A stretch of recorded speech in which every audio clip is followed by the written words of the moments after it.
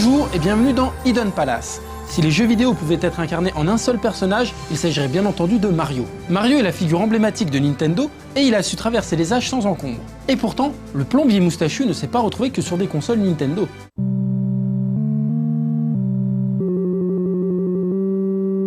D'ailleurs, il n'a même pas commencé sa carrière sur NES comme beaucoup de gens le pensent.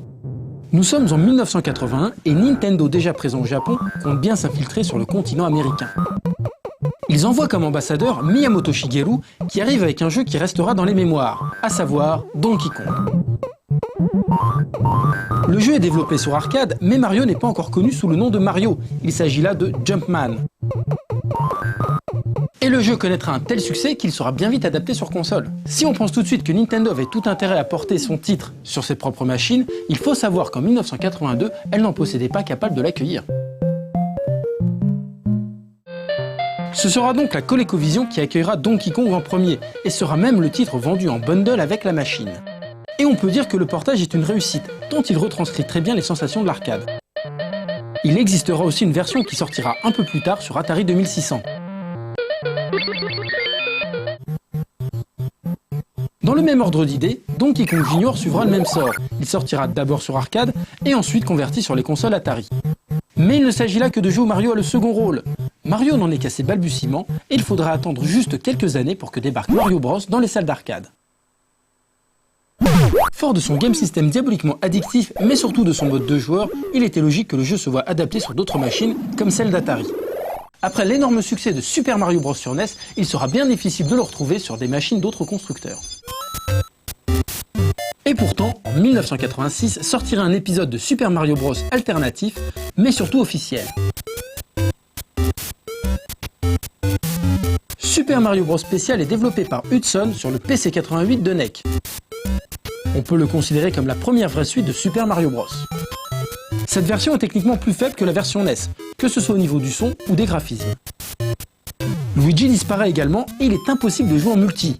Mario adopte d'ailleurs de nouvelles couleurs pour cet épisode. Et on n'est plus dans un jeu à défilement horizontal, mais à tableau, ce qui étonne au premier abord.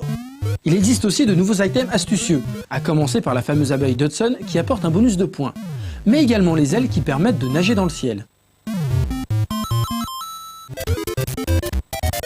Super Mario Bros Special accumule les bonnes idées, mais la technologie était un peu trop dépassée lors de sa sortie.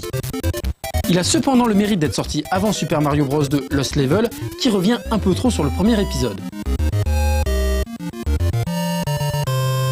Le Mario Bros original avait d'ailleurs subi le même traitement sur cette même machine avec Punch Ball Mario Bros. Un jeu qui reprenait le principe du jeu d'arcade avec un gameplay incluant une Punch Ball. Le jeu ne diffère pas beaucoup de Mario Bros et on ne sait toujours pas comment Hudson en est arrivé à développer ce jeu. Avec l'arrivée de la Super Nintendo et de Super Mario World, le plombier regagne en popularité et Nintendo doit plus que jamais contrôler sa mascotte pour ne pas que le fiasco de Super Mario Bros le film ne se reproduise.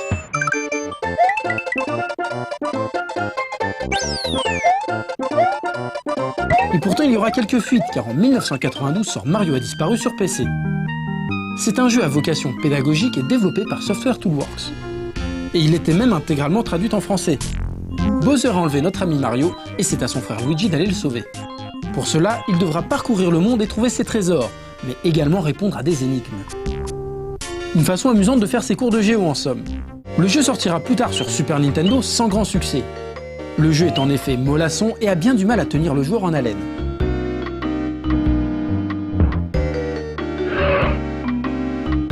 Un an plus tard, Mario va faire réviser les cours d'histoire dans Mario et la machine à remonter le temps, qui utilise le même principe que Mario a disparu, mais pour l'histoire.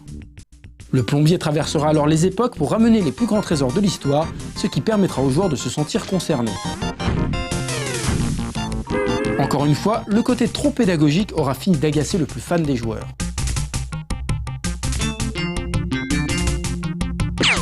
En 1994 sortira sans doute l'épisode de Mario le plus étrange, sur une plateforme qui l'est tout autant. Il s'agit d'Hotel Mario sur CDI, et alors là, ça fait mal. Le jeu est orné de somptueuses cinématiques dignes des plus grands studios d'animation américains. Un chara design tenant du génie, une mise en scène impeccable et des doublages fabuleux. It's from Bowser. Dear pesky plumbers, The Koopalings and I have taken over the Mushroom Kingdom. Looks kinda peaceful. Par exemple là, la posture de Luigi est tout bonnement sensuelle et aguicheuse. We gotta find the princess. Pour en revenir au pitch, Bowser a enfermé la princesse dans un de ses hôtels, et les frères Mario doivent aller la sauver. Check out the enclosed instruction book. Le jeu est une sorte d'Elevator Action à l'envers, puisque le but est de fermer toutes les portes au lieu de les ouvrir. On est très loin du jeu de plateforme génial que tout le monde connaît. Ironiquement, si ce jeu est sorti, c'était pour concurrencer la future PlayStation de Sony.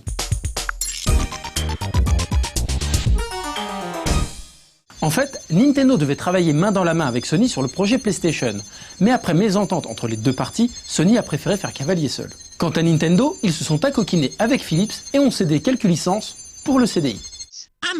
Même après cet échec cuisant, Mario ira faire quelques petites infidélités aux consoles Nintendo, toujours sur PC. Encore une fois, ce seront des titres ludo-éducatifs au gameplay assez restreint, assembler des formes et des couleurs ou compter des nombres. On peut dire qu'il est difficile d'être exigeant avec ce genre de titre. Bien évidemment, Mario est aussi un roi de l'arcade et de nombreux jeux où il est la vedette sont sortis. Au vu de la rareté et de la diversité de ceux-ci, il serait préférable d'attendre quelques belles images plutôt que de se contenter de quelques photos. Alors on se revoit bientôt pour un prochain Hidden Palace, toujours sur le même thème, Mario qui n'est pas sur console Nintendo.